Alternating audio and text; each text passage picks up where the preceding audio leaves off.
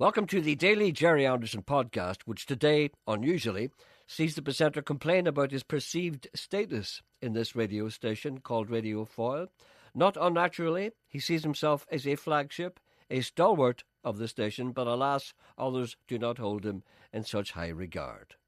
Now, the fat boy was on talking. He didn't mention anything about anything, but I know how he's treated properly in his programme. They're all afraid of him. But I get nothing but, well, contempt. I walked in here this morning. The first thing that happened to me, and you weren't here, and I can't blame you, but I know that if you had been here, you would have agreed entirely.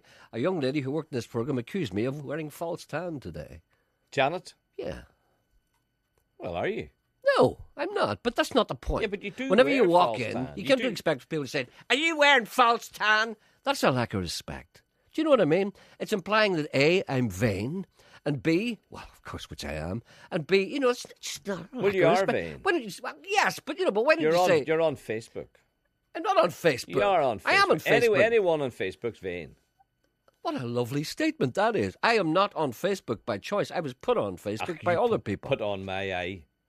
Put on your eye? What do you mean you were put on? I had nothing to do with going on Facebook. Well, someone said you... Is that the thing you do? I don't remember. I don't recall ever being on Facebook. I don't recall ever deciding to go on Facebook and doing something about it. Do you know the way you might say, I think I'll go on Facebook, then you say to someone beside you, hey, how do you get on Facebook? And then they tell you, and then you do it. I don't recall ever doing that. I've no recollection of ever doing that. Is that the thing where someone writes... Twitter's different. Yeah, but no, what's the thing... And I'm not a tweeter either. I can't get a word in me. I know it's because I'm angry. It's all I'm surrounded by these people. Well, you interrupt me all the time. Why should I interrupt you? It's my turn. This is my programme. What do you call this show? The Sean Call Show? No, that's a little one that comes on later. This is the Jerry Anderson Show. I can interrupt whoever I like, and I'm getting no respect. Well, do you see that... Do you think I'm angry today? Do you see that... Who's there with me today? Emma. See, notice why I say who's there with you? Because it's not about you, it's about me. Who's there with Emma? Emma, do you think I have fake tan on? Yes, she says. Well, I have. I have only a wee bit. Yeah. But I mean, I'm angry about... I didn't think it was noticeable. Facebook has revolutionised the way people communicate with each other and interact generally. This is regarded as a force for good amongst those of us who are normal and well-adjusted. But there are the other kind. Is that Facebook? Where you're asked to be somebody's wee friend. Will you be my wee friend, my wee chum? Is that Facebook? Yes, it is. Well, you just ignore those when people say they will. No, do you know what I do? When people ask to be your wee friend, and there's a little box which says confirm, another little box that says not now. I've never got that then. That's because nobody's ever asked you to be your friend. I hover between the two. Confirm? I don't know. What's the other thing? There's a Facebook and then there's another thing. There's another thing. There are many other things. It's what's called God's creation. No, but this is the thing where people know what you're doing every minute of the day. Twitter. No, it's not Twitter. It's not Twitter. Well, what is it then? I don't know. There's something. It's not something else. There are many other things. Would you be my wee friend? Well, there were different other things, but the major one is Facebook. There were other things, but they kind of petered out. If I may use that expression. If someone emails you asking to be their wee friend, you just delete it, don't you? You do that because you're a non-human person. You see, you don't value any kind of human contact. What I do is this. I put that down to vanity. You see, anyone who does that. No, there are people out there who need friends. You see, what has happened that Facebook has taken the place. Do you remember pen pals? Yeah. Did you ever have a pen pal? Somewhere in Papua New Guinea, somebody called Oyo Hoyo. Did you ever have a pen pal? I had a pen pal in the Orinoco who was called Ha-ha-ha-ha-ha-ha. And I would write to him all the time. Never met him. And he used to tell me about... I know it's all lies.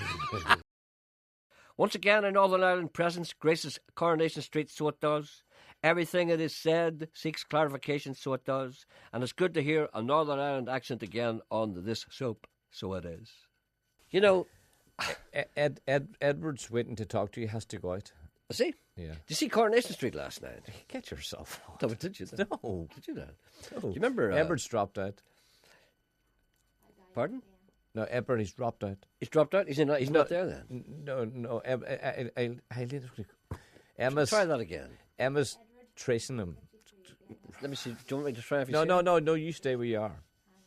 Don't miss Coronation Street tonight. Right, there he is now. Don't miss Coronation Street tonight, said the He blonde. has to go out. Don't miss Coronation Street tonight, said the blonde UTV continuity lady, when Jim McDonald gets the bad case of the head staggers. This is what she said, I swear to God. And she was right, so she was. There was the pride of Fermanagh, actor Charlie Lawson, robbing a bank with a sawn-off shotgun. Nothing ever goes right for poor Jim McDonald, so it doesn't. And soon the bank was surrounded by coppers, so it was. Jim swore he'd never be taken alive, so he did. But after all Jim's bluster and bragging, he collapsed like a cheap suit and came out meekly with his hands above his head, so he did. Go out with a bang, Jim, I yelled. But Jim went out with a whimper, so he did. You know what I mean, mucker? It'll be a long time before Jim holds the lovely Liz in his arms again, so it will. He was outside. It was great. I just switched it on. It was Jim, what do you call him? Jim McDonald? Charlie Lawson. The sawed-off shotgun. I have a feeling Coronation Street has lost the plot a little. Ken Barlow, how many times have you been married? 15? Ach, I don't know. And he's witnessed 18 murders. Yeah, I stopped watching them. When Albert Tatlock packed it in, I stopped it. Albert Tatlock. I remember I met Albert Tatlock. He stopped in the Central Hotel in Yeah, I used to Manchester. stay there a long time ago. Yeah, I used to be doing bits and pieces That's over where he there. lived. He lived in the hotel. I remember sitting talking to him. You didn't. He said, hello, Jerry, how's it going? There are many views held on the subject of makeup for men and indeed deliberate male nudity in public places. It is not difficult to guess where Coilus Interruptus stands on either issue. Any time that I was in makeup, which is not a lot. No, you don't need any. No, thank you. That's a No, compliment. it's not a compliment. No, It's wasted on you. No, but I mean, I would be afraid to say to a girl. I would be afraid of what she would think of me. What's in that wee tube there? You know. Why would you think any of the less of you? See, women aren't like you. You see, if you say to a girl who's a makeup girl, what's that they're using? Do you know what that is? That's showing an interest in her job. She's not going to think that there's something wrong with you because you think there would be something wrong with asking somebody about makeup. It's just because you're not a metrosexual. It's because I mean, I wouldn't. First, I wouldn't remember what she told me. You wouldn't think of asking. I wouldn't. No, I would never dream of asking what. Would you never say, for instance, supposing somebody put something in your face? Oh, that's good. What is that? Who's going to put anything in my face? The girl, the makeup girl. But no, I wouldn't. I wouldn't even think about that. You're afraid of your feminine side. That's what's wrong with you. You're afraid. You're a big macho boy. You're one of those guys, and I know you're one of those guys when you go into a shower, and you know in a communal changing room. Have you ever seen those men? The men who change and they all walk around and go, ah! I want to beat you! What the? What? Right there! Quit weather out there, come on! Walking around naked. And they're shouting because they're naked. Whereas if they're walking around naked, they can't go, hello, how are you? They go, yeah. You're implying that I'm one of those boys. You're one of those. I yeah. walk about. Would you walk around naked in front of another man? Not at all. Well, I would. But I wouldn't be going, I'd be going, lovely day outside. We were listening to you. I think we'll just get away from that. We will, yes. We are listening to you from Chamonix this morning, which apparently is someplace in France. It is cloudy, but very warm. Yesterday, it was 25 degrees and sunny. Now, when I say, would you walk, I mean in a changing room. I know. Would you? No, this is a serious question. Do you know sometimes you're going to change it? No, okay, there are people going to change the room. Some people are going to the sunbeds, some people are going to the pool, and some people are going to work out, and they all change in the communal changing rooms. Now, some men don't like walking around naked. You don't like that? No. I have finally converted the beautiful Claire, but I don't like it either, but it doesn't bother me one way or the other, but it bothers you. It bothers you, doesn't it? And you'll be going, No, you're a wee poser. Yes. I have finally converted the beautiful Claire, my new wife of 3 months, to the Jerry Anderson podcast last night, although it took a little brandy. Please say hello to Bernie and Charmaine, respective Ben Burb and Helen's Bay listeners at home with the dishes. That's Dan and Claire. And You'd be happy in a nudist camp. Oh, I would be. Do you know where I always go? No, stop it. Where? Stop it now. Where? It. I like to watch them. You see, you like to watch them? No. You see, the people who go to nudist colonies, and I don't mean to imply any disrespect. They're not usually the best looking of people. There are certain places in Ibiza and Tenerife, which would be well known to the people here. Certain nudist beaches where a man or a woman can walk along the water and watch the people who are standing and sunbathing naked. Have you ever done that? No. I've done that. The ones you don't like are the fellas who stand. That'd be you. No, I wouldn't That'd be stand. you. No. You're a poser. And I've never ever yet to see a good-looking guy or a good-looking fella in a nudist beach. Ever. Because they're all the ones who are not good-looking. Jerry, can you wish? Now, keep away from this. The presenter's not just paranoid. No, he's worse than that. He is right. Acts of treachery, cowardice and selfishness unfold before his very eyes as if the guilty don't care, have no conscience or feelings. Have you David Oliver's CD with you? I haven't got it with me, but it's very good. And I haven't got it with me because my desk is in disarray. Mm-hmm. Christine Gallagher from Strabane. I'm going to tell him about your cabinet. I'm going to tell them about your cabinet. I'm going to tell them what you did. There's nothing wrong with that. No, I'm going to tell them what you did. He went behind my back. I did not go behind Yes, your back. you did. I went to the manager of Radio 4. And you said, I need a cabinet, a big, big cabinet for all my CDs. Yes.